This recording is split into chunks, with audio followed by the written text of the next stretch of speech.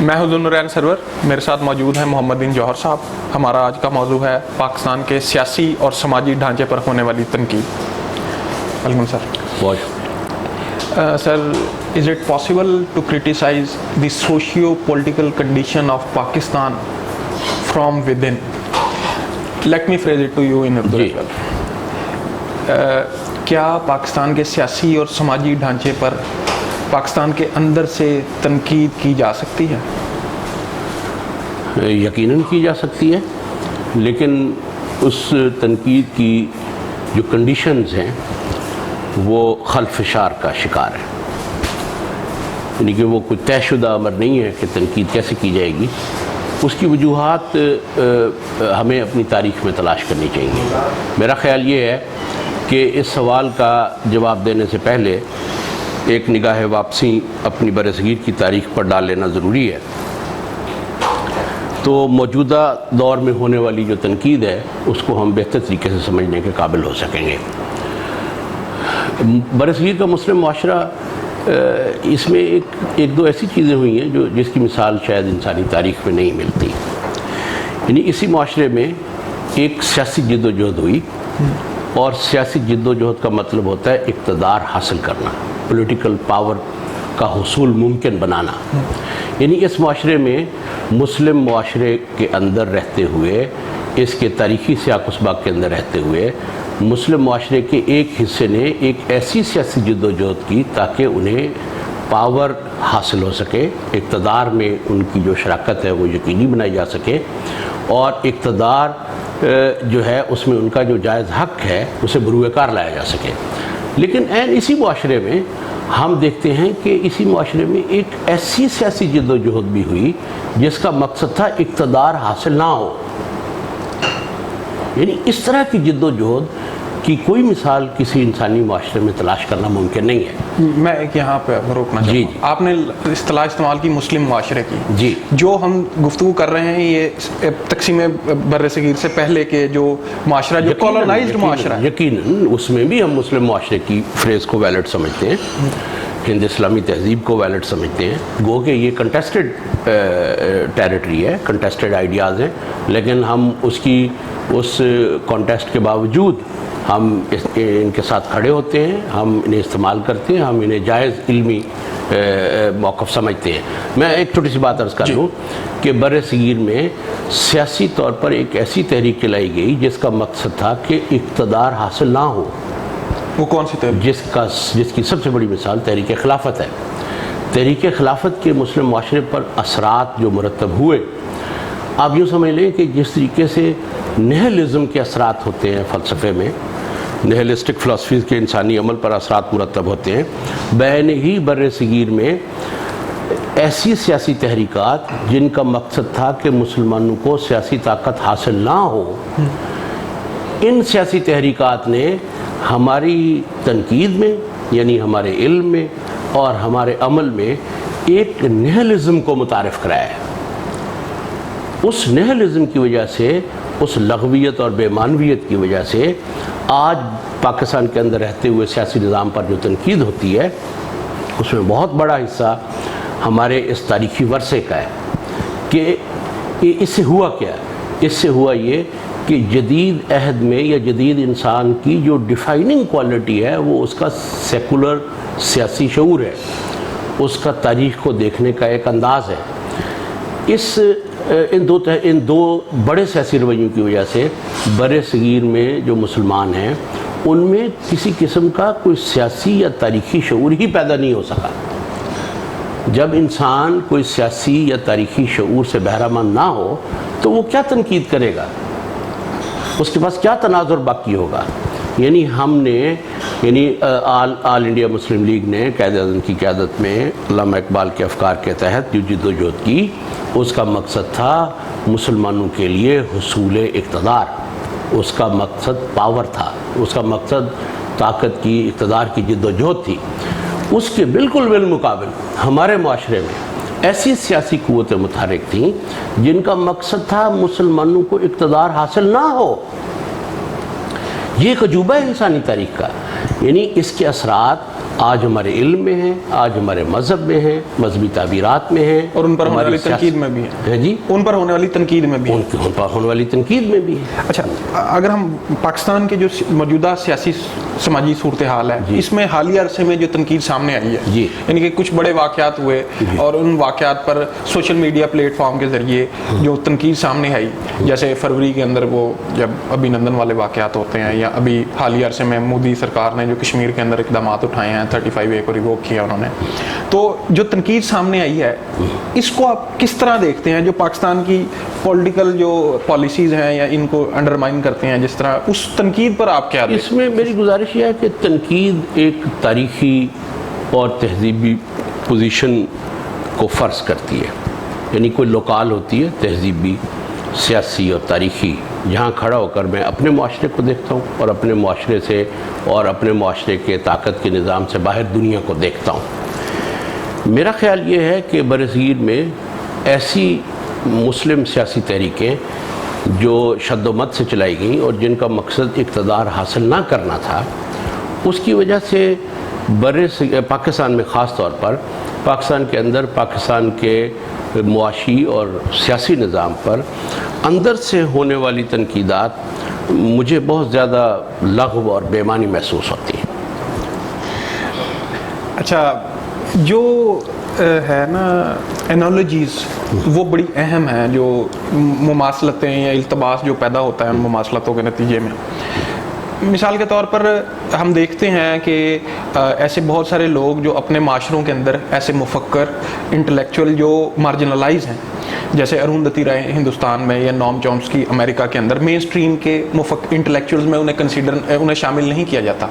تو کیا پاکستان کے اندر پاکستان کے سیاسی ڈھانچے پر یا سماجی ڈھانچے پر جو تنقید کرنے والے لوگ ہیں ان کا جو کام ہے اس کو ہم آبجیکٹیولی دیکھ نہیں پا رہے، یا ان پر جو ہماری جس شدت سے آپ ان پر تنقید کر رہے ہیں، اس کو اگر میں بالکل سادہ الفاظ میں آپ سے پوچھوں تو میں آپ سے پوچھوں گا کہ ایک آئیکن کے طور پر ہم لیں مبشر زیدی کو، تو مبشر زیدی کا علمی کام اور نوم چومسکی کا جو علمی کام ہے یا تنقیدی کام جو ہے اس کی سطح میں کس حد تک فرق ہے؟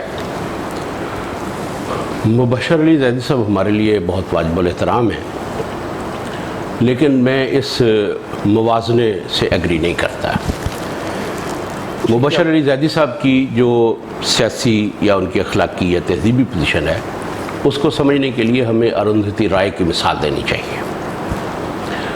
اروندھتی رائے جو ہے وہ ہندوستان کے جو سیاسی اور جو پولیٹیکل اور کیپٹل کا سٹرکچر ہے اس کے اندر رہتے ہوئے اس نے اس سسٹم پر بہت ویلڈ تنقید کی ہے، لیکن اس کا جو ایک عالمگیر یا عالمی تناظر ہے چیزوں کو دیکھنے کا، اس میں وہ شدید طور پر اینٹی امپیریل ہے، اینٹی کیپٹل ہے، اور وہ معاشرے دنیا بھر میں حریت کی جد و جہد کرنے والی جو فورسز ہیں وہ ان کے ساتھ کھڑی ہے. میرا سوال یہاں یہ ہے کہ پاکستانی معاشرہ جس تاریخ کی پیداوار ہے اس تاریخ میں استعمار اور استعمار کے پیدا کردہ پولیٹیکل اور سرمایہ کے جو سٹرکچرز ہیں وہ بہت زیادہ اہمیت رکھتے ہیں، اور ایک باحریت معاشرے کے قیام کے لیے ہمیں ان کو ریفارم کرنے کی ضرورت ہے.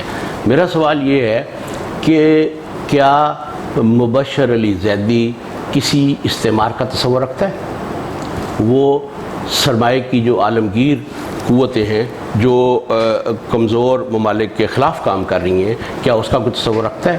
کیا ماڈرنٹی کی ڈسرپٹیو فورسز ہیں ان کا کوئی تصور رکھتا ہے؟ مبشر علی زیدی ایک ان پاکستانی معاشرے کے ایک فرد پر جو تنقید کرتا ہے اور ساتھ وہ ایک ناصح بھی ہے. میں بطور ایک پاکستانی کے یہ جانتا ہوں کہ میں ایک تاریخ کا وارث ہوں، میں ایک پولیٹیکل اور سرمایہ کے ریاست کے اور سیاست کے ایک نظام کے اندر رہتا ہوں. میں اس نظام کے ساتھ اپنے آپ کو 100% آئیڈینٹیفائی کرتا ہوں، قطع نظر اس کے کہ اس میں 100 خرابیاں ہوں گی اور 100 اچھائیاں ہوں گی. میں اس کو بالکل بلیک اینڈ وائٹ میں نہیں دیکھتا. میں پاکستان کے پولیٹیکل سٹرکچر کے ساتھ اپنے آپ کو آئیڈینٹیفائی کرتا ہوں، اسے بہت عزیز سمجھتا ہوں، اور مسلم معاشرے کے لیے، خاص طور پر پاکستانی معاشرے کے لیے اس کو غیر معمولی طور پر اہم سمجھتا ہوں. اور اس کے لیے ہر طرح کی قربانی دینے کے لیے میں اپنے آپ کو تیار پاتا ہوں۔ سوال یہ پیدا ہوتا ہے کہ مبشر علی زیدی صاحب کی کیا پوزیشن ہے؟ یعنی کیا وہ اروندھتی رائے کی پوزیشن میں کھڑا ہو کے بات کرتا ہے؟ نہیں۔ کیا وہ نوم چومسکی کی پوزیشن میں کھڑا ہو کے بات کرتا ہے؟ نہیں۔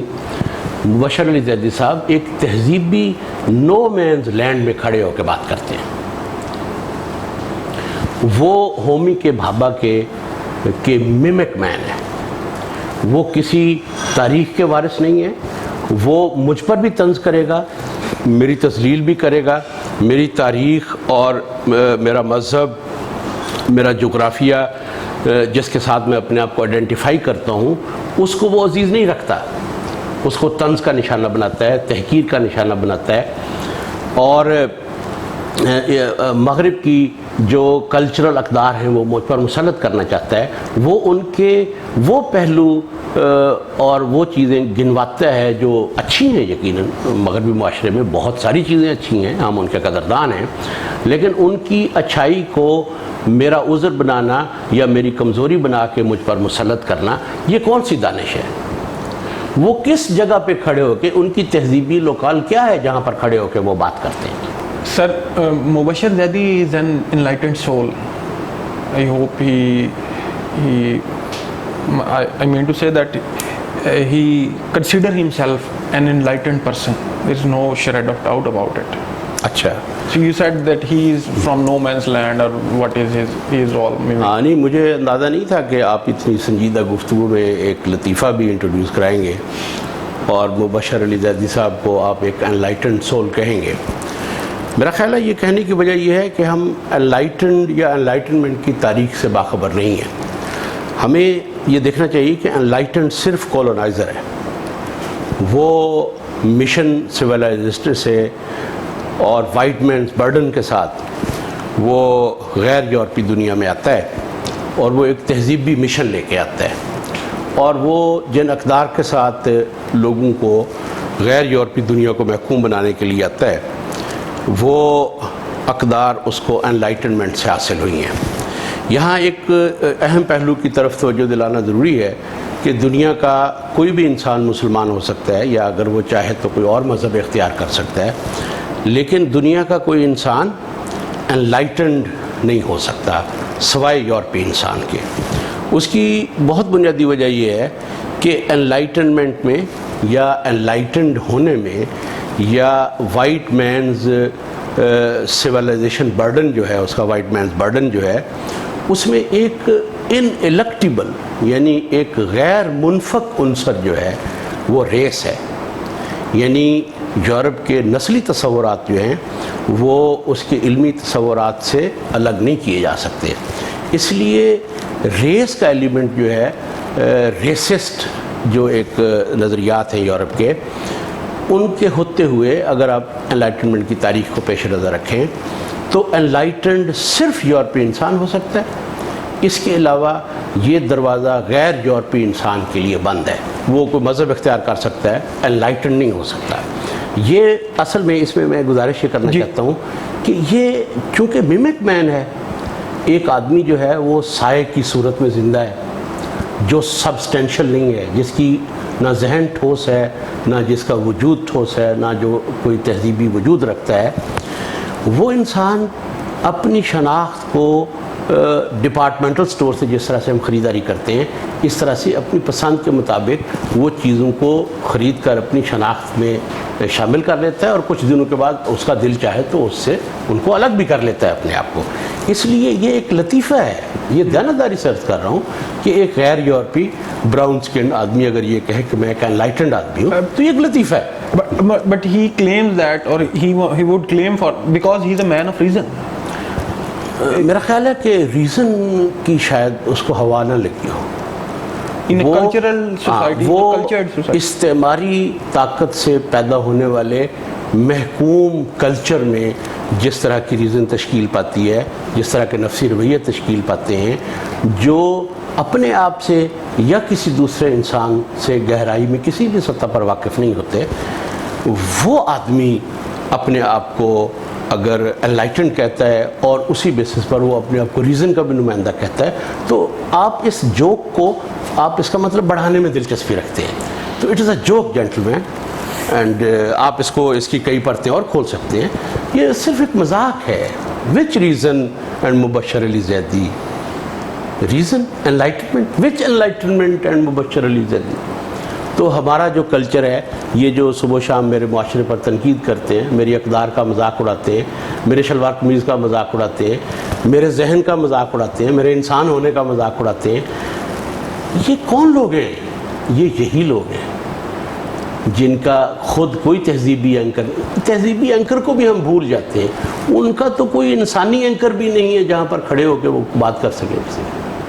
یہ یقیناً ایک حقیقت ہے کہ وہ طاقت کی عالمگیر حرکیات میں ایک چھوٹے سے پلیئر کے طور پر لازمی طور پر شامل ہے, اور یہی ان کی آواز کو وزن دیتی ہے, اس کی تحریر کو قابل توجہ بناتی ہے, اور اس سے محکوم لوگوں کو اس سے فیسینیٹ ہونا سکھاتی ہے. تو بھائی اس میں کچھ نہیں ہے, ہم ایسے متاثر ہو جاتے ہیں مبشر علی زیدیوں سے, تو کیا کہا جائے. اچھا, ہم نا مبشر زیدی کی وجہ سے تھوڑا بہت زیادہ پوزیشن کنسنٹریٹڈ ہو گئی ہے جی, لیکن جو ایز اے ہول جو پاکستان کے سوشل میڈیا پر ہم جو تنقید دیکھتے ہیں پاکستان کے سیاسی سماجی ڈھانچے پر, اس میں اس کو دیکھنے کے لیے یا جو رویے ہمارے سامنے آ رہے ہیں, جس قسم کی تنقید سامنے آ رہی ہے, اس کو دیکھنے کے لیے ہمیں کسی علمی ڈھانچے کی ضرورت ہے. یقیناً. تو این جی اوائزیشن جو ہے, کیا وہ اصطلاح اس کے لیے کافی ہے یا اس کے علاوہ کوئی اور علمی ڈھانچہ؟ میں سمجھتا ہوں کہ جو موجودہ تنقید ہے وہ این جی اوائزیشن کی وجہ سے پیدا ہوئی ہے, یعنی ہمارے قومی شعور کے فریگمنٹ ہو جانے کی وجہ سے یہ اس طرح کی تنقیدات سامنے آتی ہیں. میں برصغیر میں مسلم تاریخ کا کوئی واضح شعور نہیں رکھتا. میں اس تاریخ میں کار فرما قوتوں کے ساتھ اپنے آپ کو آئیڈینٹیفائی کرنے کی جو جائز بنیادیں ہیں ان سے میں باخبر نہیں ہوں. یعنی ہماری تاریخ میں اگر سیاسی عمل ایک ایسی انتہا پر جاتا ہے جس کا مقصد بنیادی طور پر, یعنی میں دوڑ اس لیے رہا ہوں تاکہ منزل پر نہ پہنچوں. اگر برصغیر میں میری سیاسی جد و جہد کا ایک حصہ اس عمل میں شریک ہے, ایک بہت بڑا حصہ, اور اس کو مذہبی طور پر جواز حاصل ہے, تو یہ چیز ناگزیر ہے کہ اس کے اثرات ہمارے علم پر, ہمارے سیاسی تجزیوں پر اور ہمارے سیاسی موقف پر لازمی مرتب ہوں گے. اور میں سمجھتا ہوں کہ پاکستانی جو تنقیدات ہیں اس میں اس چیز کا بہت زیادہ دخل ہے. بر صغیر میں مسلم مائنڈ کا ایک بہت بڑا مسئلہ یہ ہے کہ وہ کوئی بہت گہرا تاریخی اور سیاسی شعور نہیں رکھتا, اور وہ طاقت کے ساتھ طاقت سے خلقی طور پر متنفر ہے. یعنی وہ ایک ایسی طاقت جو مسلم پاور نہیں ہے, وہ اس کا کولیبوریٹر بن سکتا ہے, اس میں مجھے کوئی شک نہیں ہے, لیکن وہ مسلم پاور کے ساتھ کسی قسم کے نسبتیں ابھی تک پیدا نہیں کر سکا. جیسے پاکستان کا ایک سیاسی ایک اسٹیٹ کا ایک سٹرکچر ہے, میں سمجھتا ہوں کہ ہمارا مذہبی سیاسی ذہن اس کے ساتھ کسی طرح کی ویلڈ نسبتیں جو انسانی نسبتیں معاشروں میں پیدا ہوتی ہیں وہ نہیں رکھتا. اور وہ کیوں نہیں رکھتا؟ اس کے لیے وہ مذہب کو ایک جواز کے طور پر سامنے لے کے آتا ہے. میں سمجھتا ہوں کہ یہ موقف جو ہے یہ انتہائی نہ صرف خطرناک ہے بلکہ علمی اور مذہبی طور پر قطعی طور پر غلط ہے, اور اس کے سامنے کھڑا ہونا چاہیے. اگر ہم اپنی تاریخ میں اسی طرح کے نیہلسٹک جو سٹرینڈز ہیں اگر ہم ان کے خلاف کھڑے ہونا سیکھ لیں تو ہو سکتا ہے کہ ہم داخلی طور پر اپنے پاور سٹرکچر پر بھی کوئی ویلڈ, کوئی بامانی اور نتیجہ خیز تنقید جو ہے وہ سامنے لانے میں کامیاب ہو سکے. سر بہت شکریہ. یہ تھے محمد دین جوہر. ہم بات کر رہے تھے پاکستان کے سیاسی ڈھانچے پر ہونے والی تنقید پر. اس کے ساتھ ہی آپ سے اجازت چاہوں گا.